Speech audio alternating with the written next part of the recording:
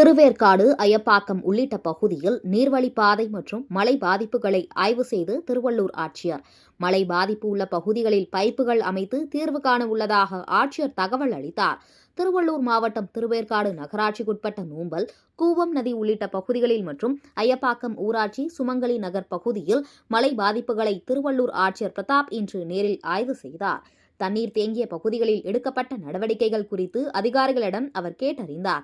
அத்துடன் மழைநீர் பாதிப்பு உள்ள பகுதிகளில் மேற்கொள்ளப்பட வேண்டிய முன்னெச்சரிக்கை நடவடிக்கைகள் குறித்து அதிகாரிகளுக்கு ஆலோசனைகளை வழங்கினார். பின்னர் செய்தியாளர்களை சந்தித்து பேசிய அவர், திருவேற்காடு மற்றும் அயப்பாக்கம் பகுதி குடியிருப்புகளில் தண்ணீர் தேங்கியது தொடர்பாக வந்த புகார்கள் மீது அனைத்திற்கும் தற்காலிக நடவடிக்கை எடுக்கப்பட்டுள்ளதாகவும் தெரிவித்தார். அது மட்டுமின்றி அயப்பாக்கம் மற்றும் திருவேற்காடு பகுதியில் புதிதாக அமைக்கப்பட்ட குடியிருப்பு பகுதிகளில் தேங்கியுள்ள தண்ணீரை வெளியேற்றுவதற்கு குழாய் வழித்தடங்களை அமைத்து நிரந்தர தீர்வு காண உள்ளதாக கூறினார்.